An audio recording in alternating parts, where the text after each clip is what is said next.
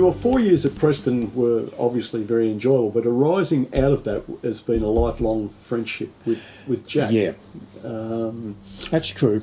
What happened was that Jack said to me towards the end of that season, he said, look, I always have a sickie on my birthday, which is April the 13th. That's sort of something I've always remembered. And he said, I'll go fishing. You want to come out with me? And I did. And we had talk about a day out. It was a great day's fishing. We just couldn't stop catching them. This is on the bay down at Rosebud. And that was the start of a long-term sort of fishing connection. And Jack and I we've known each other for 50 years, I suppose. Yes, yeah. And whenever Jack's in town, or even when he's been over in Adelaide, when I've been over to see my sister, I've caught up with him over there. That's when he was coaching at Cricket Academy, which he was very, very successful at. And you look at the list of players he had, starting with Warney, but Bevan, Langer, Martin, Stuart Law. I probably missed a couple, but they were. He sort of coached the backbone of the Australian team for a long time. Your friendship with Jack right up to this current day is a credit to you. 50 odd years when you met, I suppose, as about a 30-year-old. A bit younger than that. Probably about 28, I guess. Yeah. Now you saw Jack just recently in New Zealand, where he's currently residing, having married a New Zealander. He did, yeah. He wrote his book in New Zealand. Yes, Sarah got that out of him, which is whether she had an inkling that Jack was, his health was on the wane. I don't know, but she got that book out. Lindsay had a bit to do with the editing. So did Kevin Carroll. Right. I think Kevin did a lot. Yeah.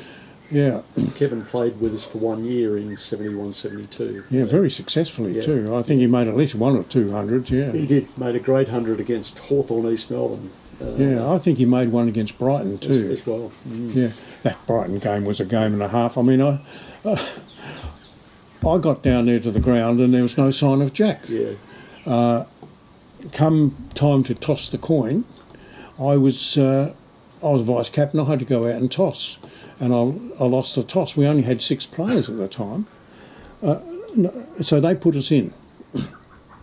Another wet wicket. I remember trying to play a pull shot off one of their opening bowlers. It just brushed my glove, hit my nose, and got caught out by the square leg umpire, and I was out. There was no question I was out. And I couldn't play the next week, but I remember Jack going in and making 100 the next week. So I had some interesting games against Brighton, I can tell you. Jack, you being the vice captain to him, you would have seen him, leading the side. What were your observations of him? Jack had this capacity to make sort of bowling changes which were just a little bit different. He'd bring on a bowler who wasn't a frontline bowler just to see whether he could do anything, and that was very successful. He didn't bowl himself enough as a captain, but I always thought that he brought to the club a sort of a spirit and an intelligence about the game that we really needed at that time, and it paid dividends the next season, which is I think was under Dick Telford or something. 2 years later, was it Telford? We won the flag. Yeah. That's right. Yeah, and you'd have been part of that. Yeah, no, it was they were happy days, and as I said, players I got to know over that period. We've stuck together. When I say stuck together, whenever we meet, we have a great time.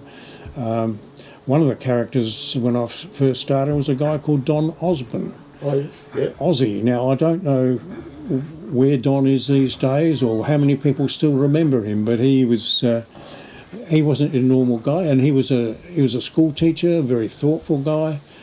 had a leg problem, but he still used to go out and open the batting with his faded red cap. Right.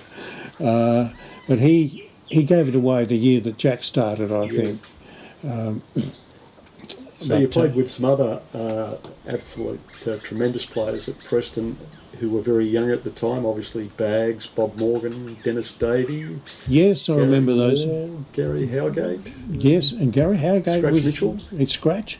Scratch, I believe, is also, along with Baggs, is a Melbourne Footy Club supporter like myself.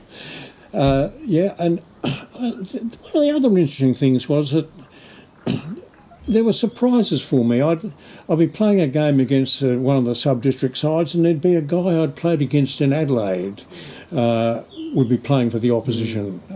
They'd over in Melbourne for business or whatever it might be, and so that was good. One of them was I'd known from school, from university. He was a university captain, and he was friendly with John Lill. Right. And so we all got together at John Lill's place one day, which was quite an experience too. Yeah. So it was good stuff, and days I always remember fondly. Batting with Jack, that would have been a real experience for you. It was. Jack had. Because you used to follow him. You used to come in after Jack. Yeah. I always used to say to Jack, you used to play your cover drive through backward point, but he played it beautifully. But no, Jack had this wonderful timing of the ball. So he didn't look like he was slashing the ball, hitting it hard, but he was able to get it great power because I think he had strong wrists to get it through. Yeah, and his baseball. Yeah, that's right. He was a sensational baseball. Yes, and we mentioned that Jack's health is not the greatest at the moment. When he toured England in '64, he took a knock on the head in a game he played in the Netherlands. And he told me later on he also was hit on the head playing baseball. Now, when he was in New Zealand about 2 years ago, he was parked at the side of the road in the car. He started the car up to go home, and the next thing he knew, he'd hit a car on the opposite side of the road. And he went for all sorts of tests, and he was told not to drive again. But it took a long while before they did scans which showed that it was probably these whacks that he took with a cricket ball. What the medical people believe is that they have caused the onset of dementia, and he was starting to have memory loss. In November, when I contacted his wife and said, look, we're thinking of coming over to see you, she said, we'll better make it sooner rather than later, because I don't know how long Jack's going to be able to remember things. And he was certainly at the point where he was not remembering items that I'd bring up.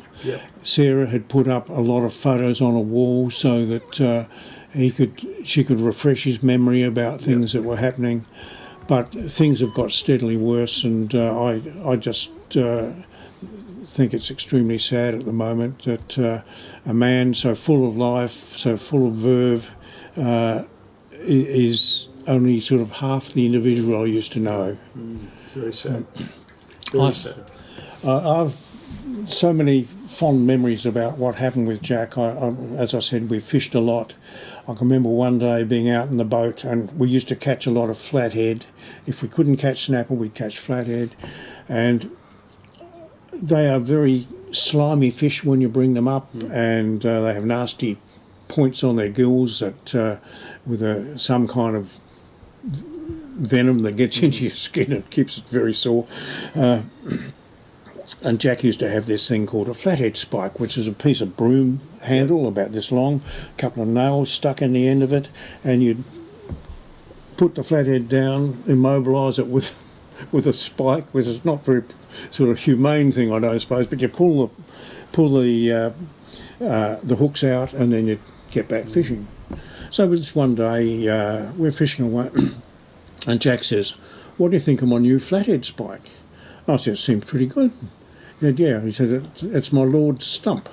Right. And I said, "You come again?" And he said, "Yes." He said, because Jack had been 12th man 3 times for Australia, and one of them was at Lord's in 1964. And at the end of the game, Bobby Simpson gave him one of the stumps. He said, "Look, I couldn't find my spike, and I was looking around everywhere. I couldn't find a broom handle. In the end, I found this stump." He said, "So I cut a bit off that." And I said to him, "Jack," I said, "how could you?" And he said, "Well," he said, "we definitely needed a spike, and I could get another stump from anywhere and know the difference." Sounds like Jack's humour. It was, yeah. He's extraordinary, yeah. Give him our regards next time you're in contact with him. Well, everyone at the club. Sure, I will. I send over emails, quite frequently, and I think Sarah has to answer them these days, which is just sort of highlights the situation.